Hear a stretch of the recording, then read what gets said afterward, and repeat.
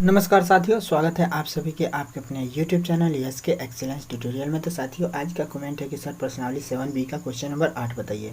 तो question number 8 है कि बिंदुओं -3, 10 और 6, -8 को जोड़ने वाले रेखाखंड को बिंदु -1, 6 किस अनुपात में विभाजित करता है। ठीक है, कहने का मतलब ये है कि ये कह रहा है कि बिंदुओं इतना और इतना को जोड़ने वाले रेखाखंड को, ठीक है ना। तो बिंदु इतना इतना, मान लीजिए कि दो बिंदु हैं यही, ठीक है ना, और एक बिंदु ए है। मान लीजिए कि एक बिंदु ए है और एक बिंदु बी है। इसका निर्देशांक मान लीजिए ए का 3 दिया है माइनस में और 10 दिया है, ठीक है। और जो है बी का निर्देशांक क्या दिया गया है, तो 6 दिया गया है और माइनस में 8 दिया गया है, ठीक है। इन दोनों बिंदुओं को मिलाने वाला जो रेखाखंड है, ठीक है ना, मिलाने वाले रेखाखंड को बिंदु इतना, अब इस पे कोई बिंदु ए है, कौन, -1 और -1 और 6, ये जो है कोई बिंदु इस पे स्थित है, ठीक है ना।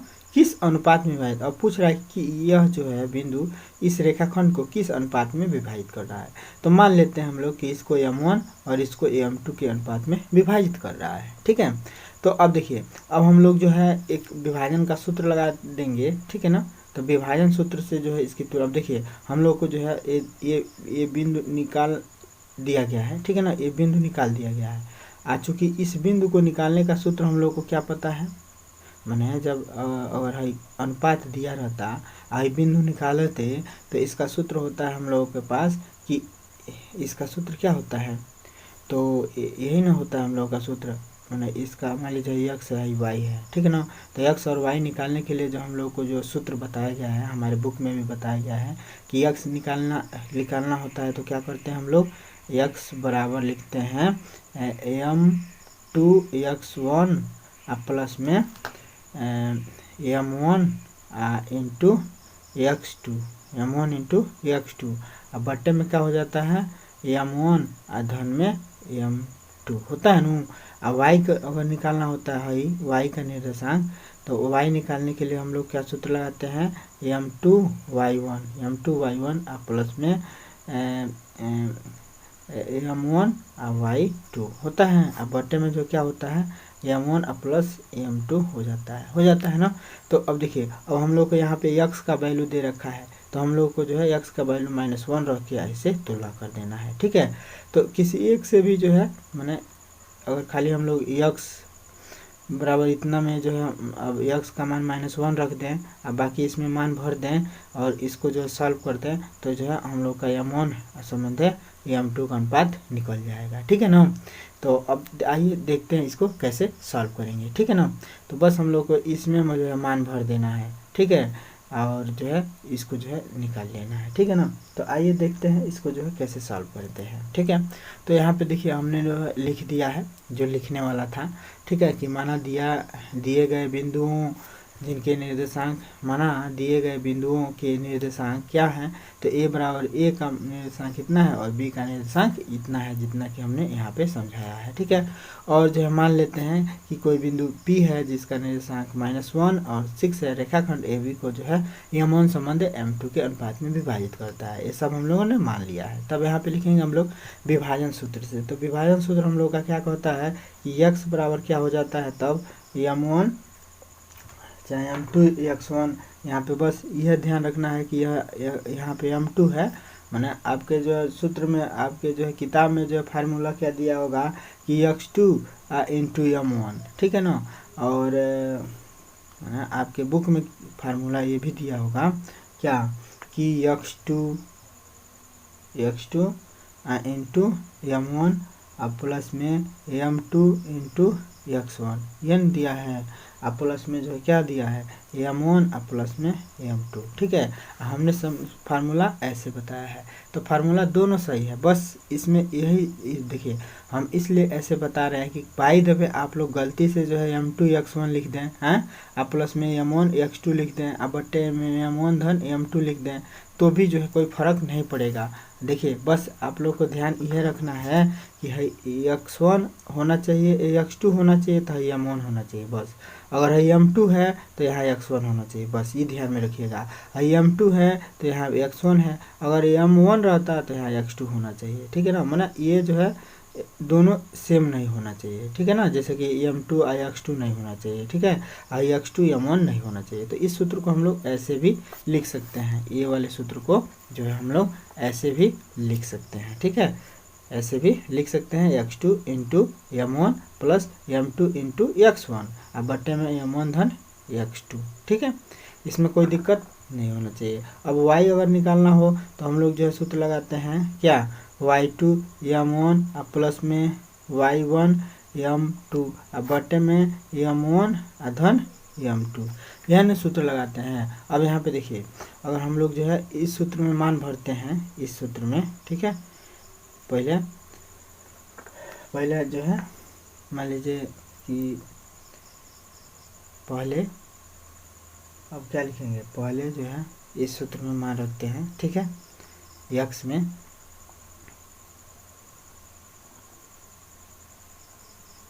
यहाँ x बराबर x2 m1 धन m2 इंटू x1 बटे m1 धन m2 में मान भरने पर। तो अब इसमें मान भर देते हैं। देखिए x का मान हम लोग को दे रखा है, यहाँ पे देखिए -1, तो यहाँ पे हम लोग जो है -1 लिख देंगे x की जगह पे, ठीक है, केवल एक ही से तुलना कर देंगे तब वो निकल जाएगा, ठीक है। तो केवल इसी से जो है हम मान भर के देख रहे हैं पहले, ठीक है। तो x बराबर जो है इतना होता है, हम लोग जानते हैं सूत्र में। तो अब इसी में मान भर रहे हैं हम लोग। तो x का मान दिया है -1, अब यहाँ पे x2 m1 लिखना है। अब देखिए इसमें दो बिंदु है ना, तो इसको जो है x1 मान लीजिए, इसको y1 मान लीजिए, और इसको जो है x2 मान लीजिए, इसको y2 मान लीजिए, ठीक है। अब यहाँ से जो है मान इसमें भर दीजिए, ठीक है। तो यहाँ पे देखिए अब हम लोग को x2 इंटू m1, तो x2 की वैल्यू कितनी है, तो यहाँ पे हम लोग देख रहे हैं कि x2 की वैल्यू 6 है, ठीक है ना। आप लोग नोट किए होंगे तभी ना। यहाँ पे देखिए x2 का वैल्यू 6 होगा, y2 का वैल्यू जो है कितना होगा, -8 होगा, ठीक है। x1 का वैल्यू यहाँ पे आप लोग नहीं होगा तो नोट कर लीजिए, x1 और y1, x1 के लिए -3 और y1 के लिए 10 है, x2 y2, तो x2 का मान कितना है, 6 है, और y2 का मान कितना है, 8 है। मैंने यहाँ पे लिख दे रहे हैं ताकि दिखाई दे, ठीक है। ए है, आई बी बिंदु है, ठीक है। तो अब यहाँ पे देखिए हम लोग को भरना है x2 इंटू m1, तो x2 का मान कितना है, x2 का मान 6 है, तो 6 इंटू m1 का मान देखिए m1 रहेगा क्योंकि यही माना गया है। अब प्लस में यहाँ पे देखिए m2 x1, तो m2 का मान तो वही रहेगा m2, x1 का मान भर दीजिए, तो x1 का मान -3 है, तो यहाँ पे लिख देंगे -3 गुणा के रूप में है, ठीक है ना। अब बट्टे में जो है m1 और धन में m2 लिख देंगे, ठीक है। अब इसको और अधिक सॉल्व करेंगे तो माइनस में जो है e1 रहेगा ही रहेगा, और 6 इंटू m1 ही रहेगा। अब प्लस में देखिए, अब प्लस है माइनस है, जब प्लस माइनस का दो अंकों का गुणा होता है तो क्या होता है, चिन्ह माइनस का यहाँ पे आएगा, ठीक है। तो चिन्ह माइनस में हो जाएगा क्या, 3m2, ठीक है, चिन्ह माइनस में 3m2 हो जाएगा, m2 है और -3 है, गुणा होगा आपस में तो माइनस में जो है 3m2 हो जाएगा, ठीक है। अब देखिए अब बट्टे में जो है क्या हो जाएगा, m1 और प्लस में m2, ठीक है। अब इसका इसमें क्रॉस गुणा कर देंगे तो ये माइनस में जो है क्या हो जाएगा 1 इंटू जो है m1 और प्लस में m2, यह ना होगा, भाग है तो इधर आएगा तो गुणा हो जाएगा, ठीक है। तो इसका जो है -1 के साथ गुणा लिख देंगे, बराबर लिख देंगे 6m1 और माइनस में जो है 3m2, ठीक है। अब इतना हो गया। अब इसको इसमें गुणा कर देते हैं, -1 का इस ब्रैकेट खोल लेते हैं तो हो जाएगा माइनस में m1 और प्लस में जो है क्या हो जाएगा m2, -1 का प्लस m2 में गुणा होगा तो माइनस प्लस का गुणा होगा तो या माइनस न होगा, ठीक है ना, माइनस हो गया, ठीक है। m2 माने m2 -1 का गुणा होगा तो m2 हो जाएगा, माने एक से कोनो संख्या में गुणा करते हैं तो वही संख्या प्राप्त होता है, ठीक है।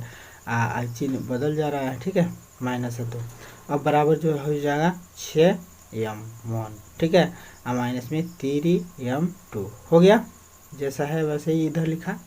अब जो है क्या करेंगे, पक्षांतर कर लेते हैं, m1 वाले को एक तरफ है, m2 वाले को एक तरफ कर लेते हैं। तो यहाँ पे देखिए 6m1 को इधर लाते हैं तो माइनस में m1 ये है, 6 m1 को बराबर के इधर ला रहे हैं, तो ये जो है क्या हो जाएगा, प्लस है तो माइनस हो जाएगा, 6 m1 हो जाएगा, ठीक है। और इसको इधर ले जाते हैं तो ये माइनस में है तो प्लस में m2 हो जाएगा, माइनस में है, अब बराबर के जब इधर आएगा तो क्या हो जाएगा, प्लस में हो जाएगा m2, और यहाँ पे माइनस में जो है 3m2 दिया है पहले से, ठीक है। तो अब इसको सॉल्व करते हैं तो माइनस में m1 और माइनस में जो है 6m1, तो ये हो जाएगा 7 माइनस में m1 हो गया। अब बराबर जो है हो जाएगा कितना, यहाँ पे देखिए प्लस में m2 है और माइनस में 3m2 है, तो ये घट जाएगा, तो चिन्ह माइनस का आएगा, माने m2 में से 3m2 में से जो है m2 घट जाएगा, तो हो जाएगा माइनस में 2m2 हो जाएगा, ठीक है। एक प्लस एक माइनस से घटेगा, चिन्ह किसका रहेगा, तो जो बड़ा है, तो बड़ा 3m2 है, तो इसका जो है चिन्ह रहेगा, यानी कि माइनस वाला चिन्ह बड़ा है, तो माइनस में 2m2 हो गया, ठीक है। तो अब हम लोग को जो है क्या करना, अब देखिए माइनस है, इधर भी माइनस है तो ख़त्म हो जाता है, ठीक है। अब हम लोग को जो है अनुपात ज्ञात करना है, यानी कि m1 अब बटे m2 ज्ञात करना है, तो m2 को इधर पक्षांतर कर देते हैं और इसको इधर पक्षांतर कर देते हैं, ठीक है। तो यहाँ पे देखिए 7m1 बराबर लिख सकते हैं हम लोग क्या, 7, अब देखिए ये खत्म हो गया, ठीक है, माइनस माइनस खत्म हो गया, और 7m1 अब बटे में हम लोग देखिए m2 को इधर लाते हैं, तो m2